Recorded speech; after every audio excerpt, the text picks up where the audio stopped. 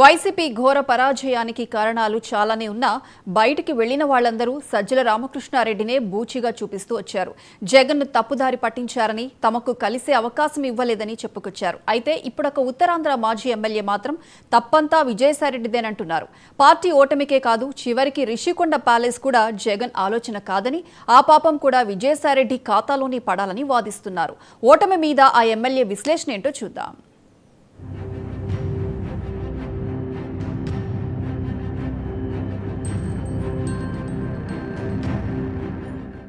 రాజకీయాల్లో ఉన్నా లేకపోయినా రకరకాల సామాజిక కార్యక్రమాల్లో బిజీగా ఉండడం వాసుపల్లి గణేష్ కుమార్కు అలవాటు. ఏళ్ల తరబడి రక్తదానం, పేదలకు ఆర్థిక సాయం, వస్త్రదానం ఇలా సేవా కార్యక్రమాల్లో తలమునకలవుతూ వచ్చారాయన. నిజానికి భారత్ వైమానిక దళంలో పనిచేసి స్వచ్ఛందంగా ఉద్యోగ విరమణ చేసి రాజకీయాల్లోకి వచ్చారు. టీడీపీ నుంచి ఒక ఓటమి, 2 గెలుపులు నమోదు చేసుకున్న గణేష్ గత ఎన్నికల్లో వైసీపీ నుంచి పోటీ చేసి జనసేన అభ్యర్థి చేతిలో ఓడిపోయారు.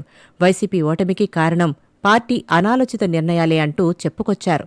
ఋషికొండ ప్యాలెస్ కట్టడం కూడా వైసీపీ ఓటమికి కారణాల్లో ఒకటని ఆయన ఒప్పుకుంటూ విజయసాయిరెడ్డి వల్లే ఇదంతా జరిగిందంటూ ఘాటైన విమర్శ చేశారు.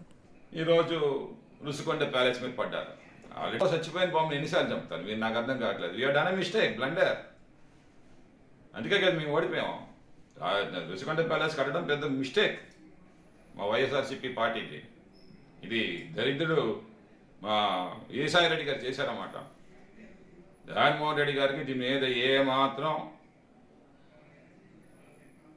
అతనిది ఒక ఇంచ్ అంతా కూడా ఐడియా లేదు. ఇది కేవలం విజయసాయిరెడ్డి గారి ఐడియా మాత్రమే, ఇంప్లిమెంటేషన్ చేసింది అతనే. ఈజ్ అ బిగ్ ఫూల్ అని చెప్పాలన్నమాట. అతని వల్ల మా కర్మ అంతేనే. ఇలాంటిది ప్లేస్లోని ఋషికొండ ప్యాలెస్ నిర్మాణం చేయడం అనేది బిగ్గెస్ట్ మిస్టేక్, బ్లండర్. ఇలా పార్టీ విషయంలో ఆత్మవిమర్శ చేసుకుంటూనే కూటమి ప్రభుత్వం రోజురోజుకు ప్రజా వ్యతిరేకత మూటకట్టుకుంటోందంటూ వైసీపీ మాజీ ఎమ్మెల్యే వాసుపల్లి వ్యాఖ్యానిస్తున్నారు. ఈరోజు రాష్ట్రంలో ఏదైతే ఈ కూటమి ప్రభుత్వం ఉందో ఇప్పటి వరకు కూడా ఒక్క ఇన్నోవేటివ్, ఒక్క ఇనిషియేటివ్, ఒక డెవలప్మెంట్ ప్రోగ్రామ్ కానీ, ఒక వెల్ఫేర్ ప్రోగ్రామ్ కానీ 1 ఇయర్లో చేసింది జీరో. యాంటీ ఇన్కంప్లెన్స్ డెవలప్ అవుతుంది.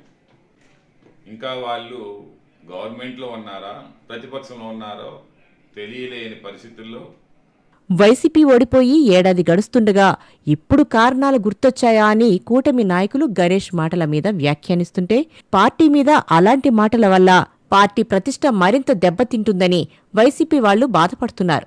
పార్టీలో ఉంటూ ఇదేం శల్య పరీక్ష అన్నది వాళ్ల బాధ.